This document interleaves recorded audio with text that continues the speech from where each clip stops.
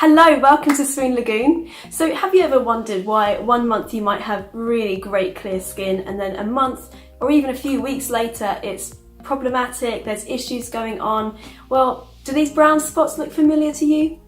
They're not freckles, so what are they? Well, that's what we're going to learn all about today, and we're going to jump right in right now.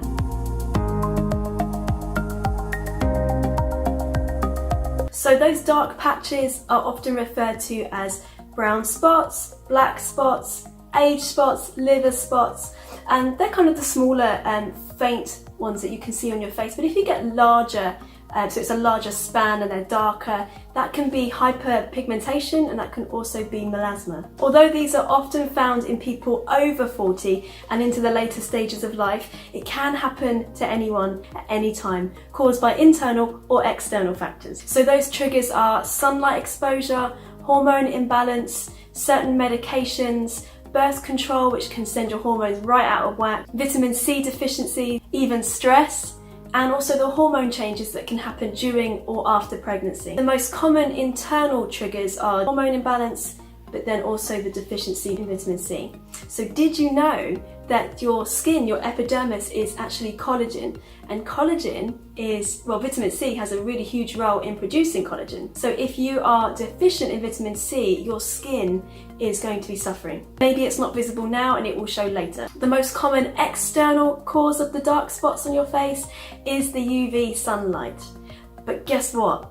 Vitamin C actually protects your skin from UV damage. Oh my gosh, we've only gone and found a link. So vitamin C is a huge deal, as you can see, because if you're not having enough vitamin C, or it's not being absorbed into your body well enough, you're not getting the protection that you need from the sun from the inside. So we're seeing how now that's affecting the outside, and then you can worsen the problem by having very vulnerable skin that's not being protected. UV light can absolutely cause these dark patches to appear on your face. So perhaps you weren't wearing sun cream that day, or you didn't think it was particularly sunny, but your body is very vulnerable because you're low in vitamin C, and that's made your skin super vulnerable to the UV light outside. It doesn't actually need to be that bright. So by the way, these dark spots are actually more common in females with fair skin, i.e. me. I am the Milky Bar kid. So pale, I have to be so careful in the sun. Some people can burn after a few hours, certain skin types can resist the UV light better. For me, 10-15 minutes. Special case. So perhaps it's new information to you that actually the sun can still reach you when you're indoors.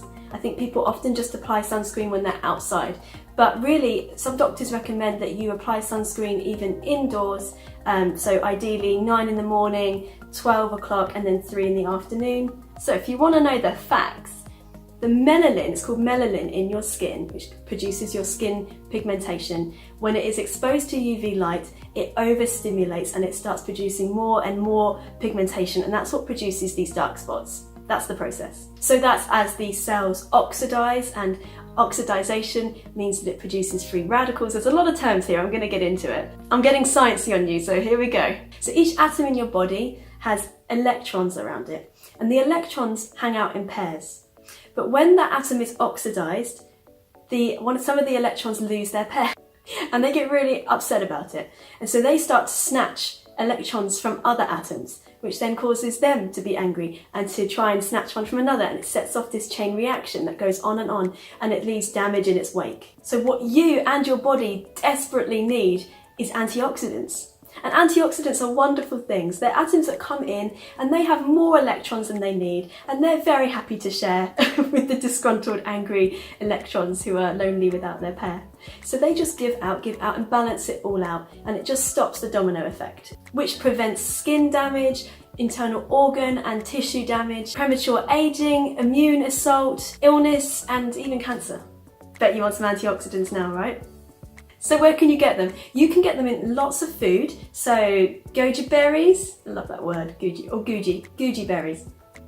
Pecan nuts, kidney beans, dark chocolate, elderberries. And the foods that are high in vitamin C, because you want to be getting that in, as we've established, that's very important.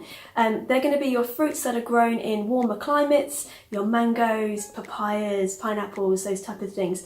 Which makes sense, right? Because people who live in warmer climates need their skin to be protected that bit more. So I think God's very clever. And that's going to be your cabbage, your bell pepper, your chilli, dark green leafy vegetables, basically your salads. And essential oils are a great source of antioxidants, hence why I love them. So the essential oils that are high in antioxidants is clove. Clove is actually the highest in antioxidant.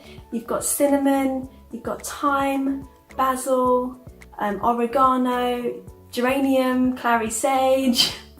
They're kind of the ones that I would list as the top ones, but it goes on and on. So too many to list. A lot of the oils have antioxidants in them. So we always say just grab an oil and get it on your body. So those antioxidants can donate on a daily basis. Little and often is the key. Plus they do so many other wonderful things for your body. They have so many different benefits. So whack one into your moisturiser, or use the moisturiser that I made, the DIY, a couple of weeks back. You can search it. Some other natural home remedies people out there claim is to use potato. Potato is a great source of vitamin C. It's actually one of the highest in vitamin C. So if you cut a slice of potato and you rub that on your skin for 5 minutes and then wash it off with warm water, ideally, you would do that 3 times a day for a while. Keep going until those dark spots disappear. Others say turmeric in warm water, apply that until it dries, leave it on for 10 minutes, wash that off, keep doing that in the same process. Or lemon juice.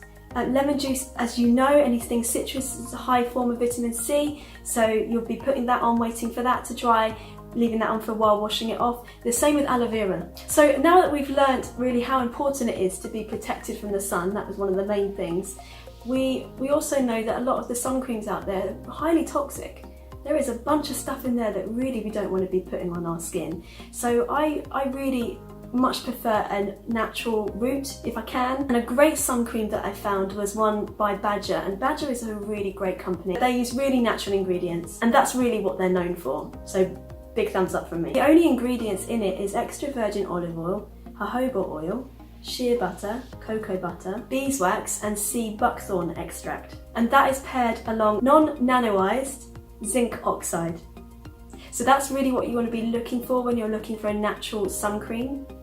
Non-nanoized zinc oxide. Non-nano basically means that it's not going to be absorbing into your skin and into your bloodstream. It's going to be on the top of your skin, and it's going to act as a barrier to the sun. And really you want to be applying that every 2 hours, 40 minutes if you're going into the sea or the water, or you're sweating a lot. It does sometimes produce a whitening effect on your body, so you're going to need to rub it in a little bit, but I would much rather know that I'm protected from the sun in a natural way and not putting those chemicals on than, you know, struggling with the cosmetic look of it. By the way, I will link this product down below so that you can find the same one. Anything I talk about I will link below. And if you're interested, I'm going to be making a natural sun cream in one of my future videos, so do stay tuned for that. There is no evidence to say that these natural remedies are high in SPF, but it is just something that you can try. Some people swear by using coconut oil, jojoba oil, avocado oil just as a natural sunscreen.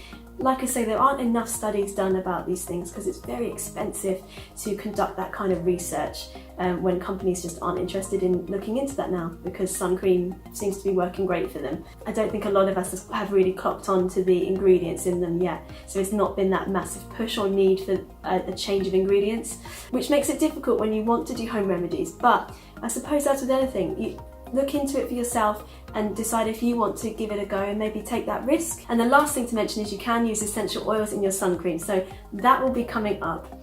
Also, we had a fantastic weekend just gone, Easter weekend. It was so blazing hot, it was brilliant. But again, 10 minutes in, I got burnt. My face is burnt right now. You probably can't tell, but it is. And so is my neck. And so I came back and I used peppermint essential oil and lavender essential oil mixed in with coconut oil and aloe vera gel, which was fresh out the fridge, so it was really gorgeous. And just laid that on top of it, and my skin was so thirsty that it absorbed it so quick. Put it onto my face as well, and the next day it was not nearly as angry as it was the night before. That's my go-to in terms of sun aftercare. But what we want is prevention, so we'll get there. In summary, tackle sunspots from the inside, get your vitamin C high, your natural defences to the sun. Also make sure you are wearing sun protection, ideally non-toxic. Let's look into going there together. Use food to get your antioxidants, your vitamin C. Slather essential oils on yourself. Give yourself a different oil every day, mix it in with a moisturiser, and Look into hormone balancing, look at what you're putting in your body in terms of toxins and how that might be making your body overreact and send your hormones out of whack. That is a very real thing. Definitely look into stress. Stress is a big one and that can cause these spots as well. Thanks for hanging out with me. I've really enjoyed it, and hey, I'll see you next week.